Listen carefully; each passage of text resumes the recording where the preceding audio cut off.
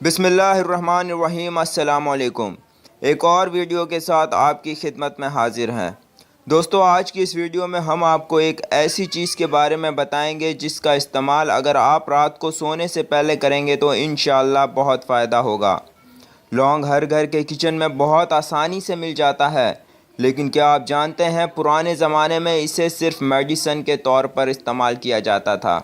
लौंग में iron, magnesium, potassium, fibre और विटामिन्स पाए जाते हैं जो कि सेहत के लिए बहुत मुफीद होते हैं।